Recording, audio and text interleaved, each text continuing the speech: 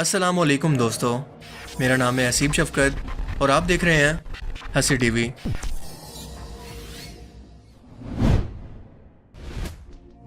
غیر مسلموں اور ایتھیس سے جب بھی قرآن پاک کو اللہ کا کلام نہ ماننے سے متعلق سوال کیا جائے تو عام طور پر ان کے پاس 4 سب سے بڑے اعتراض ہوتے ہیں جنہیں وہ دلیل کے طور پر پیش کرتے ہیں۔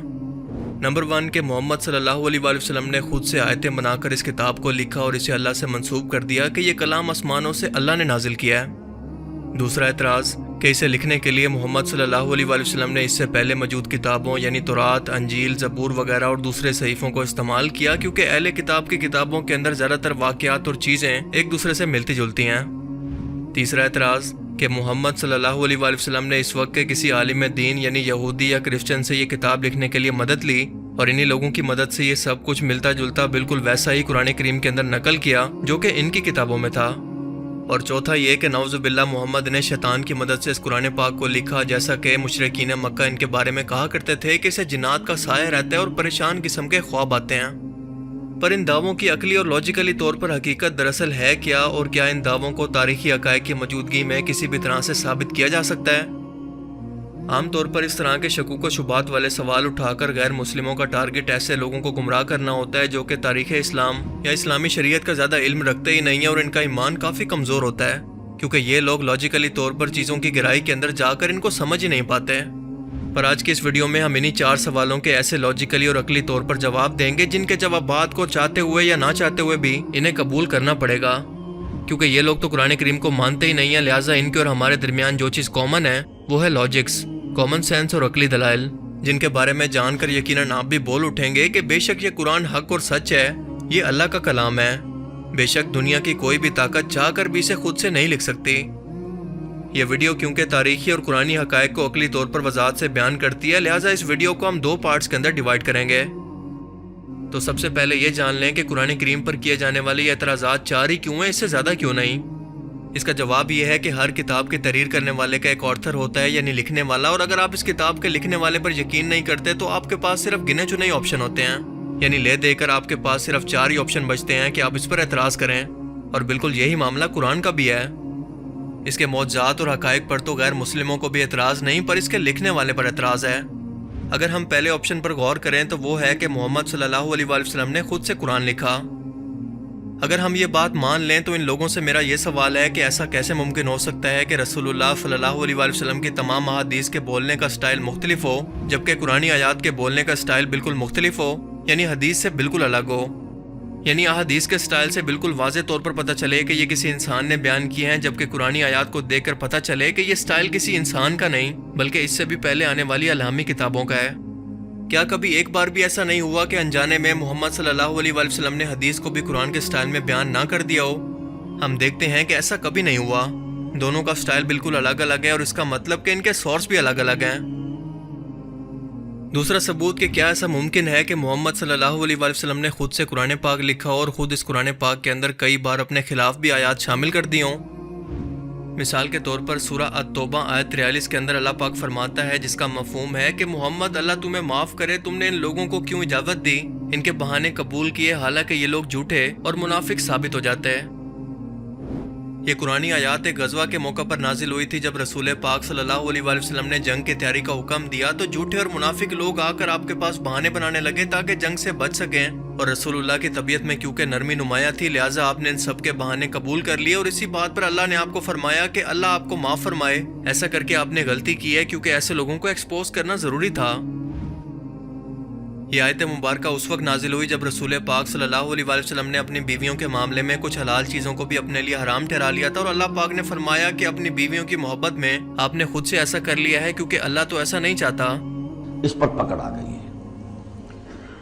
یا ایھا النبی لم تحرم ما احل اللہ لک، اے نبی صلی اللہ علیہ وسلم کیوں آپ حرام ٹھہرا رہے ہیں اپنے اوپر وہ شے جو اللہ نے آپ کے لیے حلال کی ہے۔ تبتغی مرضات ازواجک،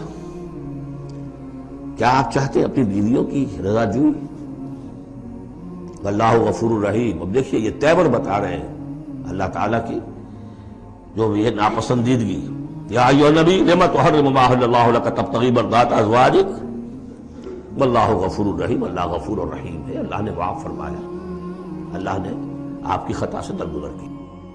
یا سورہ عبس کے اندر اللہ پاک محمد صلی اللہ علیہ وآلہ وسلم پر باقاعدہ ناراضگی کا اظہار کرتے ہوئے فرماتے ہیں، جس کا مفہوم ہے کہ محمد صلی اللہ علیہ وآلہ وسلم نے تیوری چڑھائی اور منہ پھیرا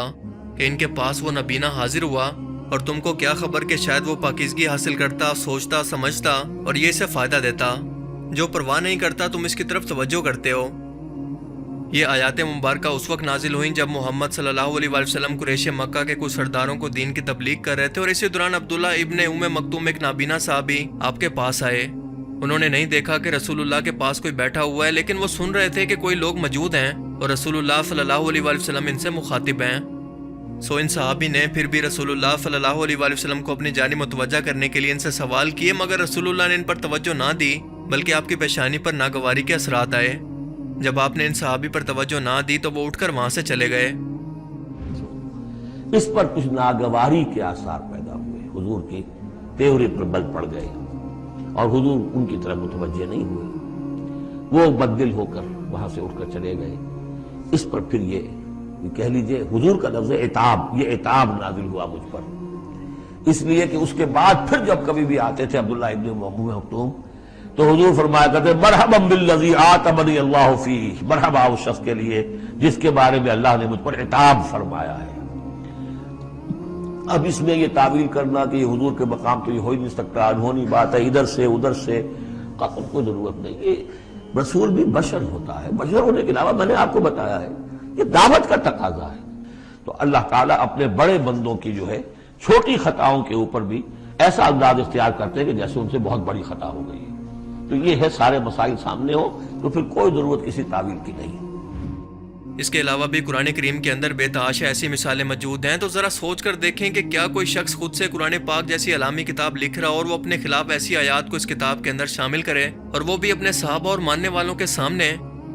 کیا یہ چیز کوئی لاجک بناتی ہے؟ کیا دنیا کا کوئی بھی شخص جو کہ اس طرح کی کوئی بھی کتاب لکھ رہا ہو اس کے اندر اپنی اس طرح کی باتوں کو بیان کر سکتا ہے؟ اس کا تو سوال ہی پیدا نہیں ہوتا۔ اس کے بعد دوسرا سب سے بڑا ثبوت ہے قرآن کریم کے اندر موجود مستقبل کی پیشن گوئیاں۔ قرآن کریم میں حیرت انگیز طور پر مستقبل سے متعلق ایسی پیشن گوئیاں موجود ہیں جو کہ اس وقت عام لوگوں کی سوچ اور سمجھ کے مطابق ہونا بالکل ناممکن سی بات تھی، لیکن پھر بھی قرآن پاک کی ہر ایک پیشن گوئی لفظ بلفظ بالکل سچ ثابت ہوئی۔ کچھ تو رسول اللہ کی وفات سے پہلے تک اور زیادہ تر آپ کی وفات کے بعد بھی آج بھی پوری ہوتی نظر آ رہی ہیں۔ قرآن کریم کی سورہ روم کے اندر اللہ پاک نے رومن حکومت سے متعلق پیشن گوئی کر دی تھی کہ رومی مغلوب ہو چکے ہیں، یعنی ہار چکے ہیں، لیکن شکست کھانے کے بعد یہ دوبارہ صرف چند سالوں کے اندر فتح حاصل کر لیں گے، اور اس روز ایمان والے لوگ خوشیاں منائیں گے۔ رومی سلطنت کی یہ فتح قرآن پاک کی کتنی بڑی پیشن گوئی تھی جسے کوئی تصور بھی نہیں کر سکتا تھا۔ یہ جاننے کے لیے آپ کو ان آیات کا پس منظر جاننا ہوگا۔ رسول اللہ کے زمانے کے اندر دو سپر پاورز تھی، رومن اور پرشین امپائر یعنی ایرانی سلطنت۔ یہ دونوں آپس میں ایک دوسرے سے لڑتی رہتی تھیں۔ کبھی رومن حکومت پرشین حکومت کے علاقوں پر قبضہ کر لیتی تو کبھی پرشین حکومت رومن حکومت کے علاقوں پر قبضہ کر کے انہیں پیچھے دھکیل دیتی۔ رومن حکومت کے پاس پورا یورپ، مغربی میڈیٹرین سی کا علاقہ اور ترکی کا علاقہ تھا۔ جب رسول اللہ کی عمر 31 سال تھی تب سے لے کر آپ کی 45 سال کی عمر تک رومن اور پرشین امپائر کے درمیان مسلسل جنگیں چلتی رہی، اور اسی دوران پرشین امپائر نے بری طرح سے رومیوں کو شکست دے دی۔ رومی مذہب کے لحاظ سے عیسائی تھے یعنی مسلمانوں کے اہل کتاب تھے، جبکہ ایرانی آتش پرست یعنی آگ کی پوجا کرنے والے مشرک تھے۔ اس شکست کے نتیجے میں یروشلم کا علاقہ جسے اس وقت ایلیا کہا جاتا تھا، اور یہاں پر رومیوں نے وہ مقدس صلیب بھی رکھی ہوئی تھی جس پر ان کے مطابق عیسیٰ علیہ السلام کو صلیب دی گئی۔ ایلیا سمیت بڑے بڑے علاقوں پر ایرانیوں کا قبضہ ہو گیا۔ رومیوں کو ایرانیوں کا اتنا خطرہ پیدا ہو گیا کہ یہ لوگ اچانک سے کہیں پر ان کے کیپٹل یعنی قسطنطنیہ پر حملہ نہ کر دیں۔ اتنا برا حال ہو گیا تھا رومن حکومت کا۔ بالکل اسی ٹائم کے اندر دوسری طرف عرب کے اندر رسول اللہ صلی اللہ علیہ وآلہ وسلم نے اپنی دعوت کا آغاز کئی سال سے کیا ہوا تھا، لیکن کچھ ہی لوگ مسلمان ہوئے تھے۔ لہٰذا ایرانیوں کی فتح پر مشرکین مکہ بہت خوش ہوتے تھے کہ وہ تو ہم جیسے مشرک ہیں، آگ کی پوجا کرتے ہیں، جبکہ رومیوں کی فتح پر مسلمان خوش ہوا کرتے تھے کیونکہ وہ مشرک تو ہیں مگر مسلمانوں کی طرح اہل کتاب بھی ہیں۔ جب رومی شکست کھا گئے تو مشرکین مکہ نے مسلمانوں کو تانے دینا شروع کر دیے کہ تمہارے اہل کتاب بھی تمہاری طرح دنیا کے اندر شکست کھا کر ذلیل و رسوا ہو رہے ہیں۔ یہ سن کر مسلمانوں کی بہت دل آزاری ہوتی، اور اسی وقت قرآن پاک کے اندر یہ آیات نازل ہوئی کہ سن لو کہ اگر رومی ہار چکے ہیں تو بہت جلد پھر سے یہ غالب آئیں گے، صرف چند سالوں میں، جو کہ عرب میں تقریباً 10 سال کا عرصہ سمجھا جاتا ہے، یعنی صورتحال ایک دم سے بدل جائے گی۔ قرآن پاک کی انہی آیات کے نزول کے بعد حضرت ابوبکر صدیق نے ایک مشرک سے شرط بھی لگا لی تھی، کیونکہ اس وقت تک شرط لگانا حرام نہیں تھا کہ اگر ایسا ہوتا ہے اور رومی دوبارہ فتح حاصل کر لیتے ہیں تو تم مجھے 100 سے زیادہ اونٹ دو گے، اور اگر قرآن کے الفاظ غلط ثابت ہو جاتے ہیں تو میں تمہیں 100 سے زیادہ اونٹ دوں گا۔ ظاہر ہے کہ اس وقت کے حالات کے مطابق مشرکین مکہ کو اتنا زیادہ یقین تھا کہ وہ لوگ 100 سے زیادہ اونٹوں کی بھی شرط لگانے کو تیار تھے، اور ہم جانتے ہیں کہ صرف 9 سال کے عرصے کے اندر قرآن کریم کی پیشن گوئی کے مطابق بالکل ایسا ہی ہوا، اور اس آیت مبارکہ کے مطابق 9 سال کے اندر ہی رومی بادشاہ ہرکل نے ایرانیوں کو عبرتناک شکست دے کر ان سے اپنا تمام چھینا ہوا علاقہ واپس لے لیا، جس کے اندر عرب سے جڑے تمام علاقے مثلاً شام، عراق اور فلسطین بھی شامل تھے۔ سورہ روم کی آیت 5 کے اندر اللہ پاک نے فرمایا کہ اس روز مسلمان بھی خوشیاں منا رہے ہوں گے، اور یہ اللہ کا وعدہ ہے، یہ ہو کر رہے گا۔ مگر سوال یہ تھا کہ مسلمان اس وقت کس بات پر خوشیاں منا رہے ہوں گے؟ اس کا اندازہ انہیں اس وقت ہوا جب رومیوں کی اس فتح کے وقت مسلمان عرب میں رسول اللہ صلی اللہ علیہ وسلم کی قیادت کے اندر جنگ بدر لڑ کر فتح حاصل کرتے ہیں اور دونوں خوشیاں مناتے ہیں۔ یہ سن 614 کا ٹائم ہے جب آپ صلی اللہ علیہ وسلم کی دعوت کو 9 سال ہو چکے تھے۔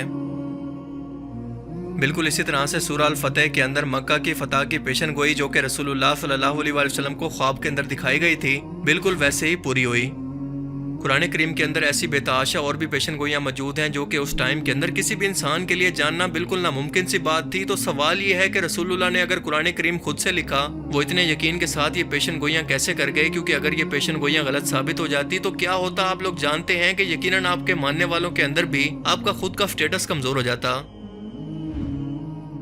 تیسری اہم ترین اور غور طلب بات یہ ہے کہ قرآن کریم مختلف موقعوں پر نازل ہوا ہے۔ مثال کے طور پر کسی یہودی یا کرسچن نے جب رسول اللہ سے کوئی سوال کیا جس کا جواب کسی کو معلوم نہیں تھا، تو اللہ نے وحی کے ذریعے قرآنی آیات نازل کی اور آپ کو اس کا جواب دے دیا، یا آپ نے کچھ ٹائم کے لیے اس کا انتظار کیا تاکہ اللہ کی طرف سے جواب آئے، کیونکہ اللہ کے رسول اس جواب کے لیے وحی کا انتظار کرتے، اور اگر آپ نے خود سے اس کا جواب دینا ہوتا تو اسی وقت موقع پر دے دیتے۔ آپ کو انتظار کرنے کی کیا ضرورت تھی؟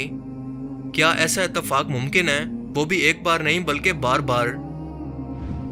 اس کے علاوہ اللہ کا سب سے بڑا دعویٰ جو کہ قرآن کریم کے بارے میں ہے وہ یہ ہے کہ جن اور انسان سمیت دنیا کی تمام مخلوقات کو چیلنج ہے کہ اگر تم مل کر بھی قرآن کریم جیسی کتاب بنا سکتے ہو یا پھر اس کی ایک آیت کو بھی بنا سکتے ہو تو بنا لو، تمہیں قیامت تک کا چیلنج ہے۔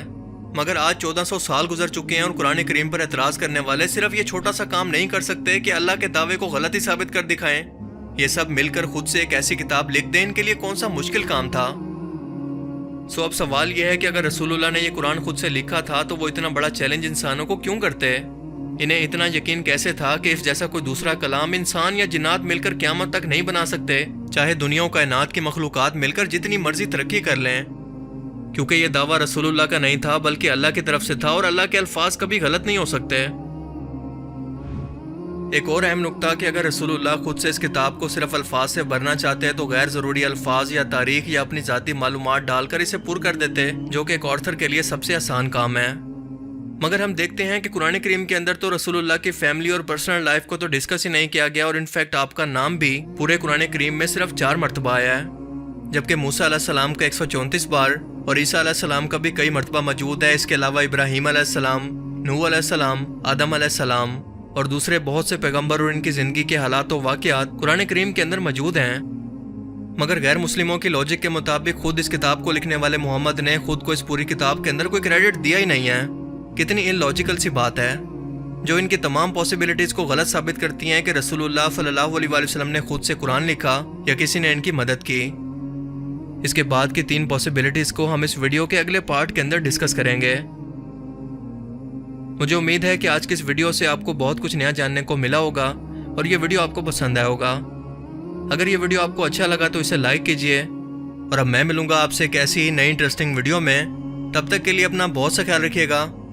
Thanks for watching this video. اللہ حافظ۔